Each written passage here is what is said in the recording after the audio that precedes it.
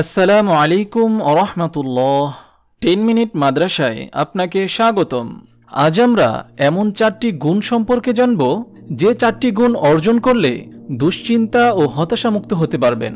রাসূলুল্লাহ সাল্লাল্লাহু আলাইহি ওয়াসাল্লাম বলেছেন, যদি তোমার মধ্যে 4টি সিফাত বা গুণ থাকে তাহলে দুনিয়া জীবনে কি আছে কি নেই কিংবা পরকাল জীবনে কি পাবে এটা নিয়ে ওই বান্দার পেরেশান বা হতাশ হওয়ার দরকার নেই।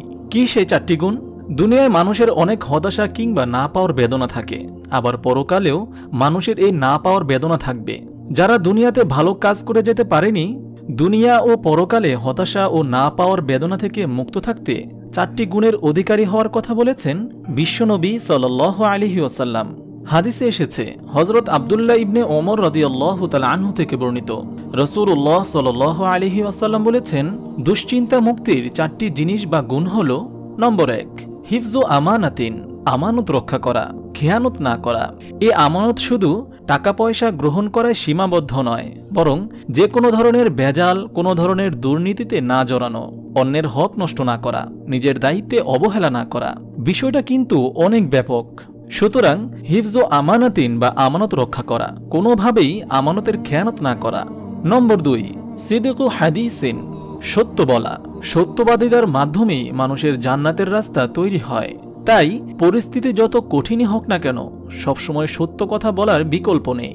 সত্য কথার দ্বারাই মিথ্যা অপসারিত হয়, আর সব পাপের জননী মিথ্যা বিতাড়িত হলে সফলতা আসবেই।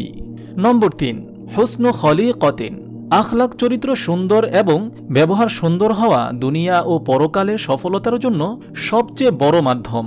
চরিত্র পবিত্র হওয়া, ভালো হওয়া, মানুষের সাথে ব্যবহার সুন্দর হওয়া, এটাকে বলে হুসনু খলিকতিন।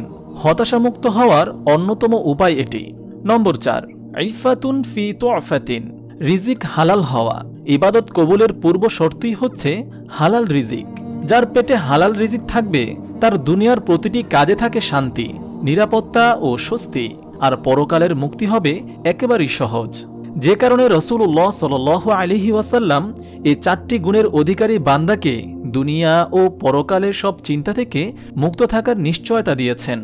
সুতরাং মুমিন মুসলমানের উচিত এই 4টা গুণ অর্জন করা, আর তা হল সবসময় আমানত রক্ষা করে চলা, সদাসত্য কথা বলা, সৎ চরিত্র ও আচার ব্যবহার ভালো রাখা, আর হালাল জীবিকা বা আয় উপার্জন দ্বারা খাবার গ্রহণ করা। আল্লাহ তাআলা মুসলিম উম্মাহকে হাদিসে ঘোষিত 4টি গুণের অধিকারী হওয়ার তৌফিক দান করুন। দুনিয়া ও পরকালের দুশ্চিন্তা থেকে মুক্ত রাখুন, আমিন। আপনি যদি এরকম ভিডিও আরও পেতে চান তাহলে এই চ্যানেলটি সাবস্ক্রাইব করে পাশে রাখা বেল আইকনটি অন করে দিন।